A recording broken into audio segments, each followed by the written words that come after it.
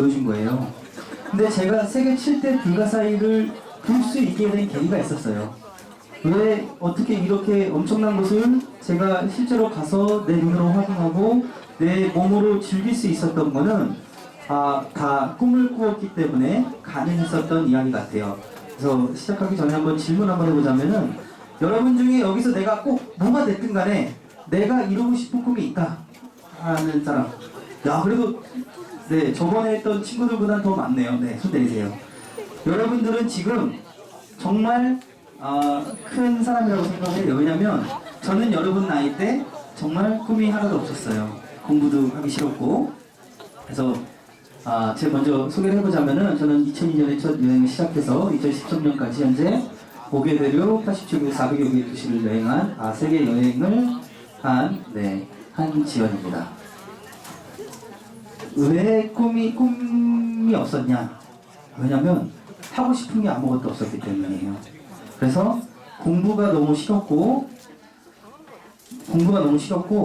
노는 것만 좋아했어요. 그래서 초등학교 때부터 공부를 쭉 안 하고 중학교 올라갔어도 친구들이랑 어울려서 노는 것만 좋아하고 공부도 하지 않았고, 저는 굉장히 시골에서, 지금 막 여러분은 13반까지 있다는데 저는 딱 2반 있는 학교에서 자랐어요. 그런 시골 학교에서 자랐는데, 남자반 여자반이 있는데 저는 남자반 40명 중에 거의 매번 뭐 38등 39등 40등을 왔다 갔다 하는, 정말 공부를 하면 담 쌓고 공부를 정말 적대시했던, 나는 공부를 하지 않을 거야 라고 생각했던 그런 사람인데, 네, 그 정도로 공부를 하기 싫었어요. 자연스럽게 고등학교 올라가면서도 공부는 여전히 하지 않았고 계속해서 놀기만 좋아하고 수업 빠지고, 그때는 그게 당연하다고 생각했어요. 쟤네들은 공부하는 애들인데 나는 이렇게 공부 안 하고 막 나가서 놀고 이러는 게 나는 더 특별한 사람이다. 봐봐라, 쟤네 공부만 하지 우리처럼 막 이렇게 몰려다니고 그러지도 못하지 않냐. 우리는 특별한 사람이다. 그러니까 말도 안 되는 자기 위안을 하고, 자기가 말도 안 되게 자기의 합리화를 시킨 거예요. 그래서 그런 암흑기를 거쳤죠. 이렇게 지금 터널 보이죠? 절었던 것 같아요. 그래서 저 터널 속에서 나는 터널에 갇혔는지 나는 터널에 갇힌지를 모르고 그냥 이 길이 좋은 길이라고만 생각하고 갔던 것 같은데, 저렇게 공부를 하기 싫었으니까 자연스럽게 하고 싶었던 것도 없었죠. 그렇게 하고 싶은 게 없으니까 또 공부를 하기 싫으면 연관이 되는 거예요, 서로. 그래서 이렇게 정말 꿈도 없이 살아가고 이렇게 망나니처럼 살아가고 있었는데, 우연한 기회에 해외여행을 처음 접하게 됩니다. 18살, 그러니까 여러분이 지금 16살이죠. 그러니까 여러분보다 2살 많았던 18살에 첫 해외를 경험하게 됩니다. 그때 정말 부모님 말씀 안 듣기로 소문난 저였고, 부모님 말씀이라고는 매일 어겼던 저인데, 아버지가 하루는 저한테 너 중국에 한번 가볼래? 라고 하시는 거예요. 근데 그 말은 이상하게 거역하기가 싫은 거예요. 그래서 중국을 갔어요. 갔는데 너무 신나는 거예요. 그때는 그냥 집에 한 장 달랑 들고 막 말도 안 타고 가는데도 세상에 이런 것들이 있나? 제가 아까 막 놀기만 좋아하고 막 친구들이랑 어울리고 막 그랬다 했잖아요. 지금 인상 봐요. 막 이거 인상 보면은 막 나만 한번 건드려봐라, 당장이라도 건드려봐라, 굉장히 불만 가득한 표정, 지금이랑 굉장히 다르죠. 그래서 이렇게 여행을 하면서 막 신기한 이런 문화도 경험을 하고, 신기한 곳들도 가보고 다양한 문화를 경험해 보면서 이 여행이 정말 재밌는 거구나, 정말 즐거운 거구나 라는 걸 알게 됐어요. 그래서 이거를 더 이제 이런 생각을 더 크게 하게끔 한 계기가 있는데, 중국에는 그때 당시에 아버지 친구분이 중국에서 농장을 하셨는데 그 농장에 가게 됐어요. 그래서 그 농장에 갔는데 아버지 친구분께서 하루는 너 한번 상해에 한번 갔다 와봐라. 당시에 제가 있었던 곳에서 상해까지는 기차로도 20시간이 넘게 걸리는 정말 먼 곳이었어요. 근데 내가 혼자 18살 나이에 중국어 한마디 못하고 영어 한마디 못하는데 내가 상해로 혼자 갔다 온다? 감히 상상도 할 수 없었을 만큼 굉장히 큰 일이었어요. 그래서 너무 두려워가지고, 아저씨 저는 상해는 못 가겠습니다, 도저히 갈 수가 없습니다 라고 말씀드렸더니 이제 다른 기회를 주셨어요. 오토바이를 줄 테니까 오토바이를 타고 너 가고 싶은 데로 한번 가봐라. 그래서 이런 오토바이를 타고, 이때도 굉장히 불만이 가득해요. 이 오토바이를 타고 여러 곳을 막 둘러봤어요. 둘러보는데 이제 목이 말라가지고 중간에 가는 길에 조그마한 구멍가게에 들렸어요. 근데 70대, 한 60대, 70, 거의 70대가 넘은 할아버지가 나오셔서 봐도 중국인은 아닌 것 같고 약간 중국이랑 비슷한 것 같기도 하고 저한테 막 뭐라 그러는데 알아들을 수가 없죠. 저는 왜? 말을 못하니까 말을 들을 수도 없고. 근데 어떻게 해서 마음과 마음이 통했는지 저는 돈을 지불하고 이제 음료수를 마시고 막 깔깔거리면서 말은 안 통하지만 막 웃었어요. 그래서 거기서 느낀 게 뭐냐면 내가 이 사람과 언어가 통하지 않아도 마음이 통하면 웃을 수 있구나. 그죠? 그러니까 언어가 통하지 않아도 내가 진심을 나눌 수 있구나라는 걸 느낀 거예요. 이 할아버지랑. 그래서 이제 다시 오토바이를 타고 막 여기저기를 여행을 하는데 너무 재밌는 거예요. 그래서 이제 그렇게 여행을 끝내고 집으로 돌아가기 하루 전에 자면서 그런 생각이 드는 거예요. 아, 내가 상해를 한번 갔다 와볼 걸. 그거 뭐가 두렵다고 오토바이 타고 다니면서 그렇게 했던 것처럼 했으면 됐을 텐데. 그전엔 몰랐지만 시간이 지나니까 그렇게 느껴지게 된 거예요. 근데 그때 당시에는 정말 상해로 갈 수 있다는 설레임보다 내가 과연 가서 잘할 수 있을까라는 두려움이 더 컸던 것 같아요. 그래서 설레임보다 두려움이 컸기 때문에 그 두려움을 이기지 못하고 그냥 포기만 하고 말았죠. 그래서 너무 안타까운 거예요. 남자가 이렇게 태어나서 정말 내가 처음으로 즐겁다라고 재밌다라고 생각한 일 중에서도 그거를 이루지 못하고 포기를 하고만 말았을까. 어쩌면 내 인생은 시작하기도 전에 항상 포기만 하고 살지 않았을까라는 생각을 하게 됐어요. 그래서 마음속으로 다짐을 했어요. 내가 5년 안에 다시 중국을 와서 중국에서 동서남북으로 종횡무진하면서 내가 진짜 여행을 제대로 한번 해보리라 하고서 다짐을 하고 다시 한국으로 돌아갑니다. 그래서 이렇게 정말 여행에 대한 재미와 즐거움을 알게 되면서 여행을 한번 해봐야겠다라는 생각을 하게 된 거죠. 그러면서 이제 시련에 닥치게 됩니다. 고등학교 때 맨날 놀았다고 그랬죠. 그러면은 대학을 당연히 못 가겠죠, 그죠? 갈 수 있을까요, 없을까요? 네, 없죠. 네. 그래서 시련에 부닥치게 됐어요.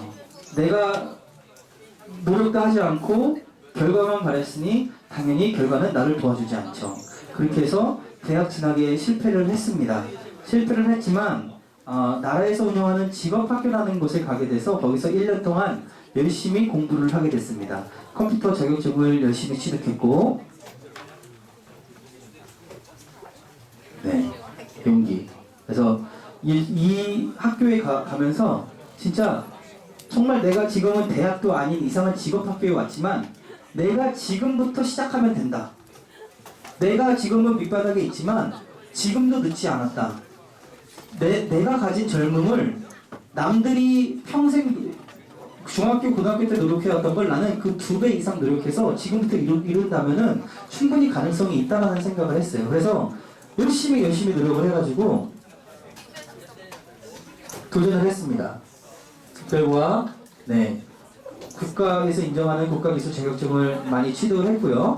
그리고 여러분 중학교 검정고시, 고등학교 검정고시처럼 대학도 검정고시라는 체계가 있어요. 그러니까 시스템이 있는데 그거는 나라에서 인정하는 학점을 이수를 하면은 그 학점을 채운 만큼 그에 해당하는 학위를 주는 제도가 있습니다. 그래서 학점은행제 학사 제도라고 하는데 저는 원래 목표가 전문학사 말과 2년제 나온 이제 동등한 학력을 갖는 게 제 목표였어요. 근데 정말 열심히 한 노력 결과 전문학사 2년제 나온 학사 학위가 아닌 4년제를 나온 동등한 학사 학위, 4년제를 나온 것과 같은 공학사 학위를 1년 반 만에 취득을 하게 됩니다. 그래서 말도 안 되는 기적이 저에게 일어나서 이 기적을 책 감추기도 전에 이 기적을 즐기기도 전에 열심히 일도 해서 중국을 떠납니다.